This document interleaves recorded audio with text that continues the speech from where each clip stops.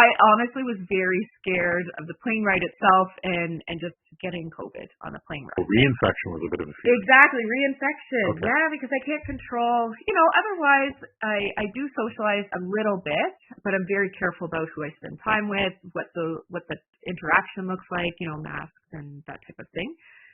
So on a plane, though, I cannot control if anybody hops on that plane sick, that type of thing. Even if people you don't have to wear masks on the plane now. Welcome to the Long Haulers, the official podcast of the post-COVID support community, where members connect with experts and other long haulers to learn how to heal from the effects of post-COVID. Here's your host, Munish Joshi.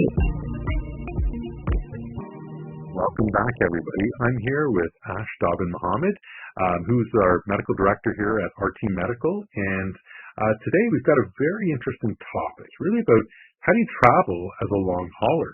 There's got to be more challenges to it. And we have firsthand knowledge and some great tips because Ash recently took a break and went out and did some things. So Ash, where did you go? Yeah, hey Munish, thanks for having me on again. So actually I went to Japan. So I live in Toronto, Canada, and traveled to Japan, which is almost on the other side of the world from where I typically live. So it was quite a far trip. Yeah, it was great. It's not a 2-hour flight because I think for some people, even if you get on a car ride for an hour or two here and there, you can tolerate that. You take a break here and there, you can pull over. But a plane ride's not like that at all. So how long was the flight for you? And I'll ask a bunch of questions about that. Yeah, sure. Yeah, so the plane ride from Toronto to Tokyo was 14 hours, and the plane ride back was 12. So we're going with the wind or something. So it is a bit of a quicker flight back, but quite long. Yeah. And can I ask, leading up to the whole trip and that, how did you feel? Were you excited? Were you nervous? Were you anxious? What was going through your mind? Because that's one of those things that people say, I would go on a trip, but... Yeah. So honestly, I was terrified. I was, being realistic, being a long hauler and being a healthcare provider, is a unique crux of the two. And so I'm quite realistic in what I'm able to do, what I'm not able to do. I think in part due to that. So I was terrified. I was scared that I was going to regress a lot. I had the expectation that I have a hard time. I have family in Ottawa, so that's about a 4-hour drive for us, and I have a hard time with that drive. It's a long drive for me. So just being in the car, not me driving, but being a passenger in the car, I have a hard time with that drive. So a 14-hour flight is very intimidating. And, being outside of my typical environment was very scary. And I kind of went into it, understanding that this was going to be a different type of travel than what I had been previously used to. But... also, worried that I probably would regress and just accepted that, it might be worth the regression. I'm going to go have a good time, try to stay within my capacity. But if I regress, then I regress. But actually, I did better there, and I've done better since coming back, which is pretty interesting. Yeah. That there's some interesting research around athletes and even people who do take breaks and plan vacations who have chronic illnesses. But I have some I'm a little curious about one thing. A 4-hour car ride, you can stop, take breaks, and how do you manage? And were you anxious? Was it anxiety? Was it fear about the stops? Was there techniques you use in a car ride that you can't use on a plane, or are there techniques that you can use on a plane that won't apply to a car ride? Yeah, that's a good question. So I think with a car ride, we also have 2 dogs, so we do have to stop for them as well, partway on the drive. And so I'm used to kind of getting out, moving around a little bit, doing a bit of stretching. A lot of my muscle pain has resolved over the last couple of years. But I do still have a fair amount. Just getting out, moving around helps. Taking some deep breaths, just a little bit of a change of scenery. But on a plane, yeah. Yeah, so you do that's on that the on a car ride. Yeah. Right. Got it. Yes, you got it. And on a plane, though, I mean, you can't leave the plane. You can't exit the plane whenever you feel like it. The Taking off passengers. Exactly. I don't think other people would be happy with me, pilot included. Yeah. So the plane is different, right? There's other people around you, especially as a long hauler. Honestly, I'm not somebody who has anxiety at baseline, but I've certainly developed some as a result of being a long hauler and acquiring this very debilitating chronic disease as a result of a COVID infection. So I honestly was very scared of the plane ride itself and just, getting COVID on a plane ride. We were in reinfection was a bit of a fear. Exactly, reinfection. Okay. Yeah, because I can't control, otherwise I do socialize a little bit. And I do, but I'm very careful about who I spend time with, what the interaction looks like, masks and that type of thing. So on a plane, though, I cannot control if anybody hops on that plane sick, that type of thing. Even if people you don't have to wear masks on the plane now. Yeah. And I was going to ask you about that. Just out of curiosity, I've been on a flight post-COVID, and I've been on a flight when COVID, the travel restrictions just opened up. Everyone was mandated to wear a mask, and I saw that. And then I've been on a flight where it wasn't mandated. So, but just out of curiosity, how many people on a plane, especially an international flight, were wearing a mask? I would have to say most of them, to be honest. I would say, well, no, probably. So almost everyone was wearing it entering, because I think it's mandatory to wear them in Canadian airports, I think. However, when we got on the plane and once we were in the air, I would say, 80% of people removed their masks. And I mean, I understand from their perspective, they don't have this, trauma from being infected with COVID. And, it's hard to wear a mask for 14 hours. It's hard enough to sit on a plane for 14 hours, let alone wear a mask. So I understand where they're coming from. And, it did give me quite a bit of anxiety. But thankfully, I did not get any type of cough, cold, flu, nothing from either plane ride. Yes. I got to tell you, I enjoy the mask for different reasons. I traveled a lot at one point, and I often found when you change from one climate to another, you tend to get a bit of a tickle in the throat, and it led to a cough and that. And you're looking at all this recycled air on the plane.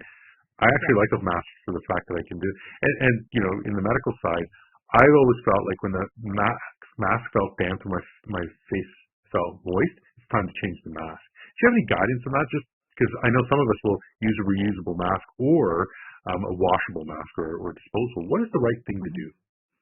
Oh, that's a loaded question. I don't know if I know the right answer. So at the beginning of the pandemic, it was just wear your mask until it falls apart or wash the medical masks. I think technically, in an OR or whatever, I think masks are technically good for 30 minutes. If I can kind of remember back to the days where I was doing, more frontline. Yeah, I think they're technically good for 30 minutes from from the kind of efficiency best practice perspective. That being said, I kind of follow the same rule of thumb that you do. I generally try not to waste too much, but balance waste with an effective mask. So, same thing. If it gets moist on the inside, I'll change it, or if I've used it for a couple of days, I'll get a fresh one. Yeah, that's exactly what I do. So just out of curiosity, on the plane, I know I personally, and my wife is a terrible flyer. She has time to think, so she thinks about. Her mind just wanders into the wrong spots. She'll watch a movie, and then if the light changes around her, she gets turbulent. She just starts to grab seats. Are you that kind of traveler? And if you have any anxieties during this, that's a long flight. What do you do to kind of take your mind off the flight and enjoy the journey? Yeah. So that's a great way to phrase that. To enjoy the journey. And I think that can be pulled into the greater. Having long COVID is very challenging. But it's important, to enjoy parts of it, right? Because it's a long time to get to that destination of recovery, and some people, don't get there. So Yeah, so I'm actually not a bad flyer. I've flown a lot. I actually enjoy flying. For the most part, not a 14-hour flight. That's not my preference. But typically, what I do is I actually get an aisle seat because I like to get up every couple hours and stretch. I had this whole routine, especially with the time change. So for me, it was a 14-hour time change. Japan is 14 hours ahead of my time zone. So I had this whole routine planned where I got on the plane. We had a bite to eat, followed that kind of their typical service, and then I actually took melatonin. I got up, kind of washed my face, brushed my teeth, got ready for bed, so to say. Took melatonin to try to help myself sleep, and then made myself wake up by a specific time.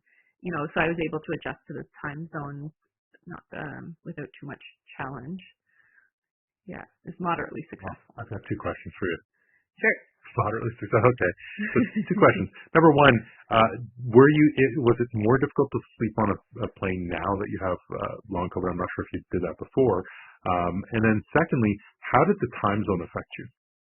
Yeah, so it was a lot more difficult to sleep on the plane. So since I've had long COVID, I've had a really difficult time sleeping. I've done a lot of different strategies, and it's improved quite a bit with the strategies, but I'm still very much dependent on melatonin right now, and still have to work pretty hard to get a good quality sleep.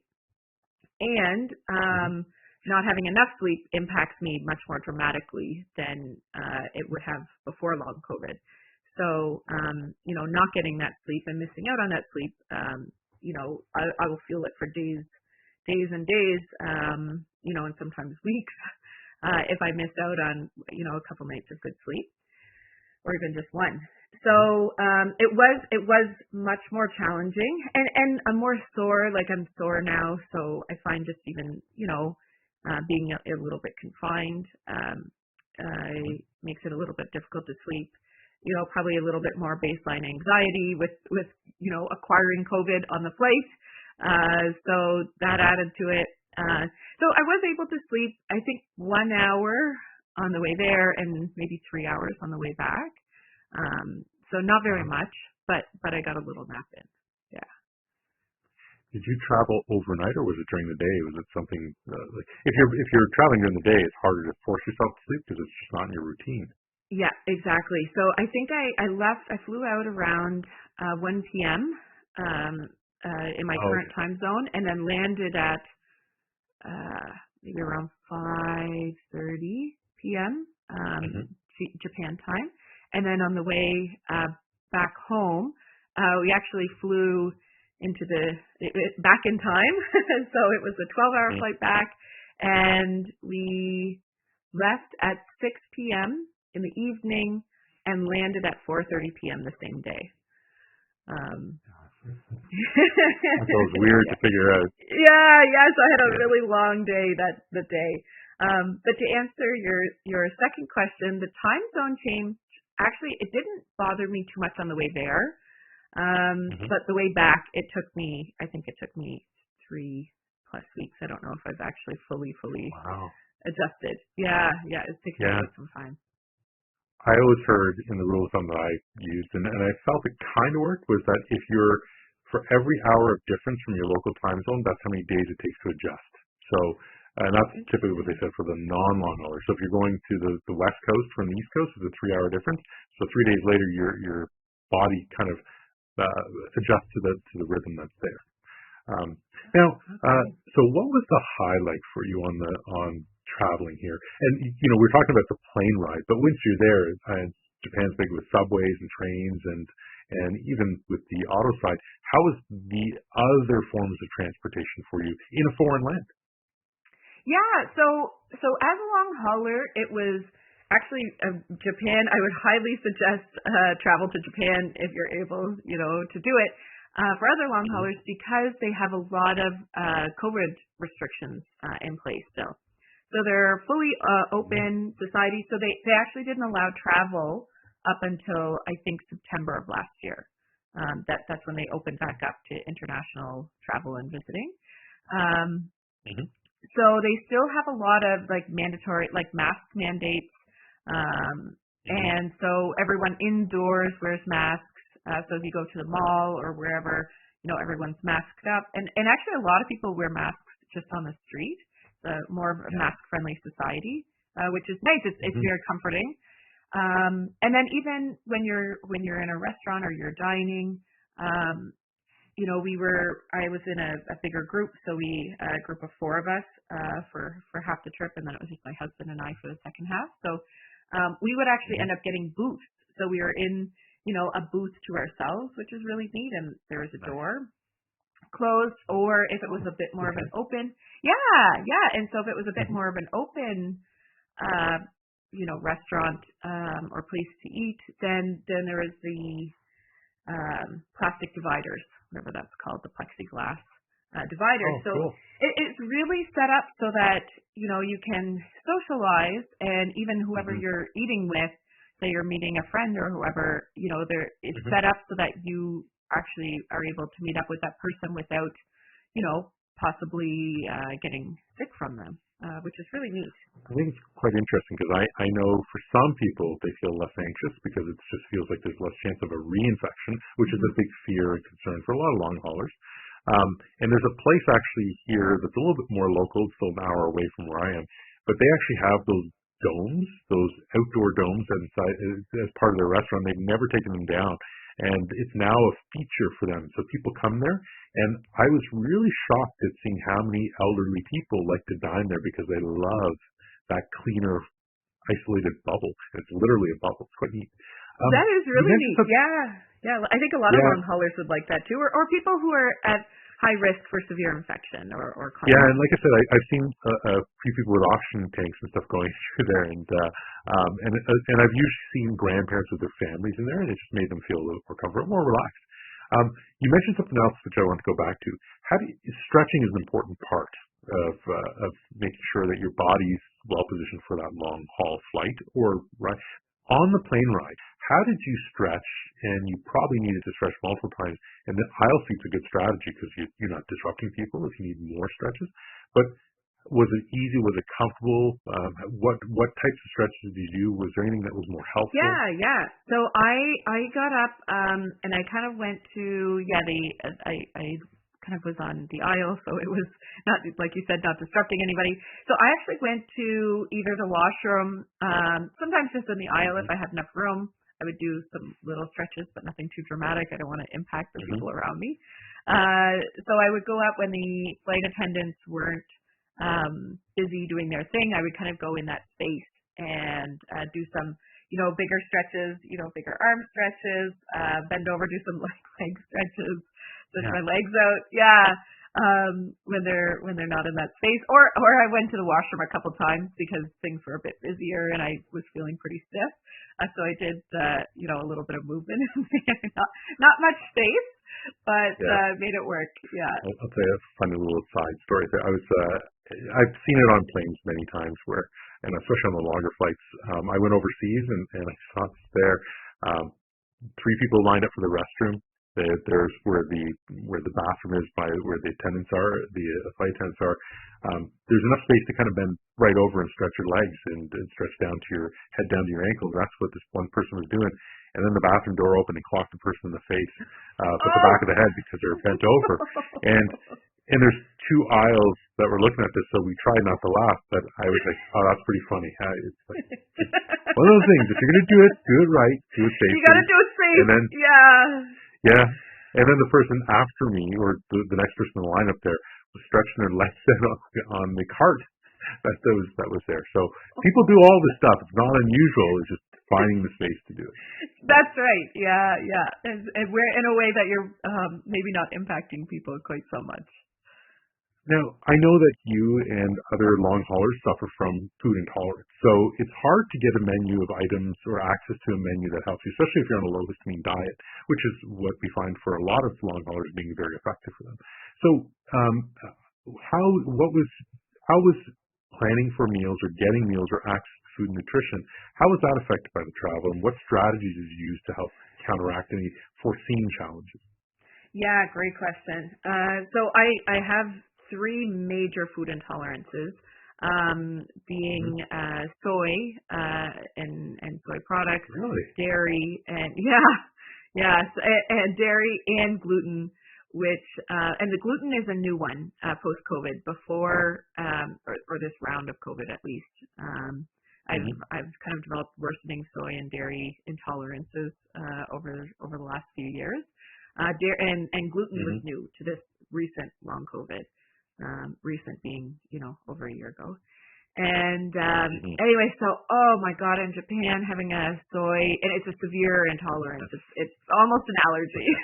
And so it was tough. And it was, really foreshadowing when I was speaking with the flight attendant. And she kind of gave me a meal. And I think it was a lack of, thinking ahead a little bit, and I hadn't brought food with me on the plane on the way there. I brought a couple snacks, but not a meal. And so I asked her what was in the meal, and she said, I'm not sure. I think it's this and this. And she said, why? What can't you eat? So I told her, I'm like, well, soy is the biggest one, but also dairy and gluten. And she said, oh my God, you're going to Japan and you're allergic to soy. Like, you're screwed. Yeah. And I knew it was going to be hard, but honestly, it was harder than I expected. So I had actually one of my friends, I'm not fluent in Japanese, but my friend is, thankfully. So she actually made a card for me, with the three major intolerances. So I do follow the low histamine, diet or nutrition. But that is a little bit more negotiable, than my food intolerances. So for me. But what? Yeah. So what you did what was on that card, and how did you use the card? Yeah, so she wrote out in Japanese on one side and then in English on the other side. She did a great job of it. She even put some photos on it. She laminated it so I could take it everywhere with me, and pass it to people. And, it stood up the trip. So then I was able to explain in their, language, what was going on. So, kind of remove that language barrier, and to kind of help promote safety that way. I ate a lot of rice, and a lot of just plain rice. And, I kind of, the first, maybe 2 or 3 days when we realized, okay, this is actually a bigger deal than I had anticipated it would be, then, I was a bit stressed out. And then I kind of decided on day 2 or 3, you know what, other people come here to enjoy the food, but that doesn't have to be the best part of my trip. I'm here to enjoy being in Japan. I'm here for the experiences. And I will figure out what to eat. I will eat, rice and corn from the convenience store. If that's what I have to do to get through for these couple weeks. I was able to eat other things. I did, it took a little bit more work. But planning meals ahead. So even a day in advance is nice, because once you're hungry, that bridge to hangry can happen fairly quickly. It's just if you're traveling with a group, right? I wanted to be kind of conscious of other people's needs also. So we planned out in advance what. Sorry, I was getting a phone call. But I'm on Do Not Disturb. Okay, we'll just cut that part. Thanks, Amy. So I planned out in advance what to. Where to go, how to look at the menu, and kind of to try to set up for success. But again, I was pretty flexible with going out to places, and I would just, kind of get something very kind of side or small, and then I would figure it out. I didn't want to let that ruin my trip. Well, I was going to say the attitude and acceptance and the willingness to do. To blaze forward, I think is just admirable, and I think that makes a huge difference in the kind of trip you're going to have. Because if you approach it with that sort of thing, like this is going to suck, this is going to be a challenge, you're never going to enjoy some of the elements. So, what were some of the highlights of the trip for you that you can recall? Yeah, thanks. It is. I think the mindset, like you said, that mindset, it leaves space for you to actually enjoy things, right? Because if you're kind of obsessing about this thing that's a challenge, then it does make it very difficult to have fun. My highlights of the trip, So my friends did get married, so that was definitely a highlight. One of my friends are originally from Japan, so that's the reason that we made the trip at this time. So that was definitely a highlight. That was really fun. Also, just I spent more time outside than I typically do. Right now in Canada, it's very wintry. We actually had a snowstorm today.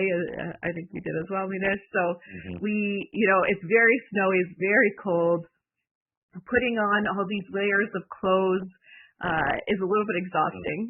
And walking around with heavier boots on, with a heavier coat on, it's tiring. It's when you're deconditioned and you have less energy. Small things like that I would never have appreciated before do make a difference. So because it was a little bit more of a moderate temperature there, I was able to spend a little bit more time outside. And like I said, I actually was better in Japan than I was here. And I've spent a lot of time thinking about why was I better in Japan? Why did I improve while I was away?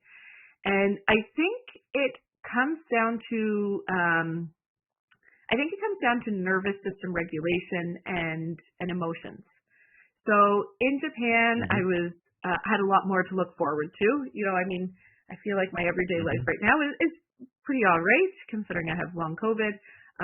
But in Japan, it was new experiences, and I did a really, really good job of planning in a lot of rest and taking rest.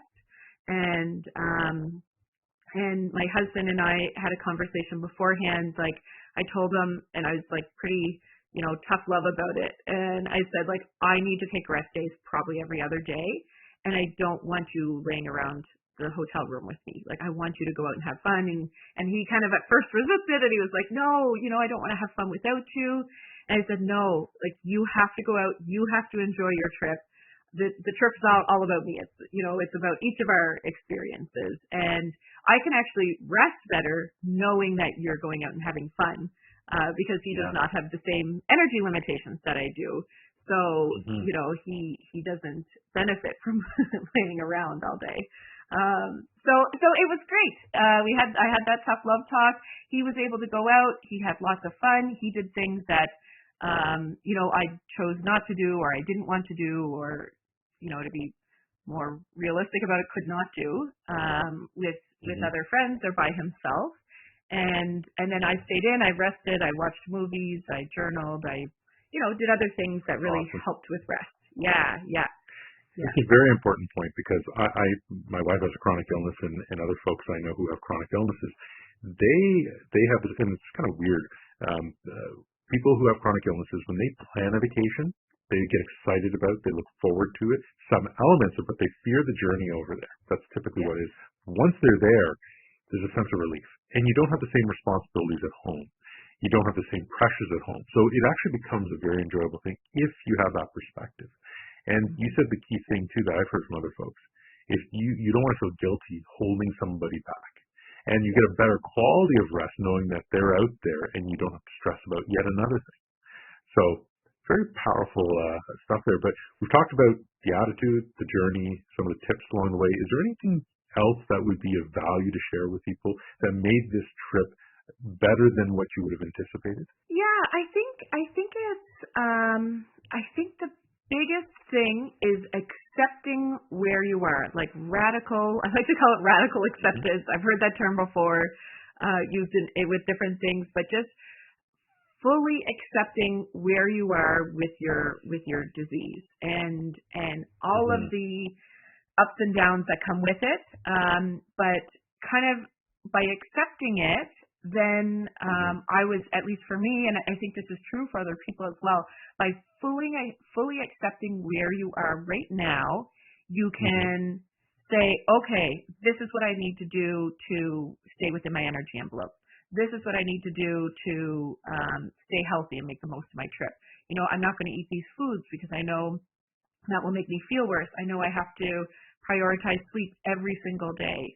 I know that I can't, go out all day, like I typically would have prior to long COVID. Before that, I was a pretty adventurous person. I would spend the entire, day and night out, exploring a city. But now it's a different trip, and that's okay if you can accept where you are and make it fun and enjoyable within that new energy envelope, within your limitations.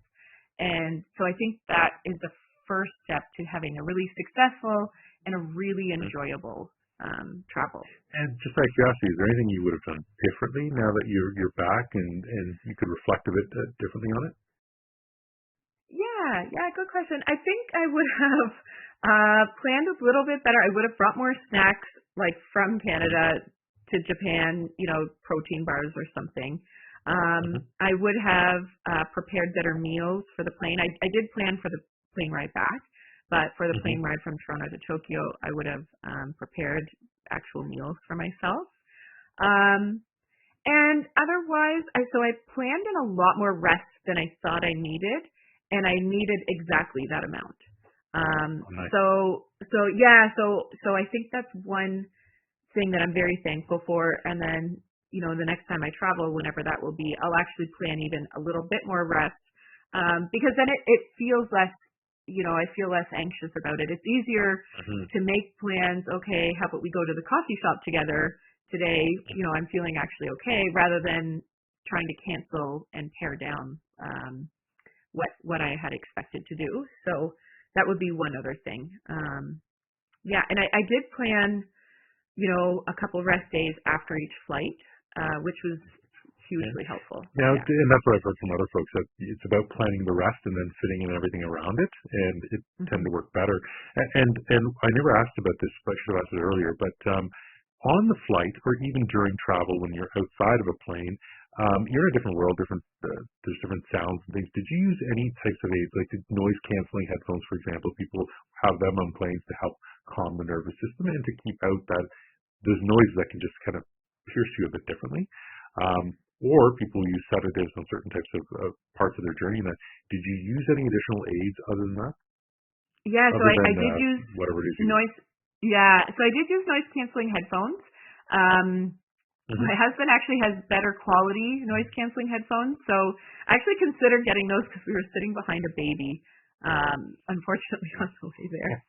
So they can't help it; they're doing the best they can. And I was awake a lot because of it. I really only got an hour of sleep because the poor baby was having a tough time. But I would have gotten better quality sound noise canceling headphones. I had that. I had a eye mask to help sleep. I take melatonin for sleep. I don't take any more. I don't take a sedative specifically, but that and then just dressing, very comfortably. I think a lot of us with long COVID and a lot of people with chronic disease in general, wearing uncomfortable clothes can actually take up more energy. Being uncomfortable, if you think of the 4 Ps, pace, prioritize, but positioning is one. So wearing comfortable clothes is very important. So that would be one of the tips I would have. And just pulling up the thing, it's planning, pacing, positioning, and prioritizing. Those are the 4 Ps that you're referring to. With brain fog, you can forget a lot of tips on that. Did you use any? You had your husband there as your planning aid as well, and they're there to help remind you. But I think another important thing is actually to share your plans with those that you're traveling with, so they can help you as well. Yeah, absolutely. That's a really great point. So we're going to take some of the tips that you've got here. We're going to put them together and put them inside the community, so people can go to the community, go to living with COVID, or living with the new you rather, and learn a bit and to get your tips on what you did for travel. And we'd love to hear more of anybody else's tips that made travel more accessible as a long hauler. So, Ash, I got to thank you for your time in that. We're coming up to our time here. But do you have any final thoughts at all? No. I think the biggest one is accept where you are. Just plan within your limitations, your energy envelope, and plan in a lot of rest, more rest than you expect, and make the most of it. It's accepting where you are and learning to live your life within that. Here's 2 tips. Thank you ever so much. And if you're looking to travel and you're still not sure about it, take baby steps. Maybe make a day trip, do an overnighter here and then make it a staycation for 2 or 3 nights, and then get up to the bigger trips. It'll help, and you just have to learn how to do this stuff. Everyone's a bit different, but that's what the community's there for. Help, let's talk, and we'll find ways to help you. Yeah, absolutely. And small trips build confidence too, right? Awesome. Yeah. Thanks so much for the time today, Munish. This was great. Take care, everybody. Thanks for joining us for this episode of The Long Haulers, the official podcast of the post-COVID support community. We hope you enjoyed this episode and that it'll help you take a step towards leading a healthier, happier, and more productive life. Take charge of your recovery at postcovidcommunity.com, where you can learn more about membership benefits and join our newsletter to get the latest information and tips from our network of specialized healthcare professionals. And don't forget to follow us on YouTube and your favorite social platforms at Long Hauler Life. Please share this episode with other long haulers in need of assistance. Take care.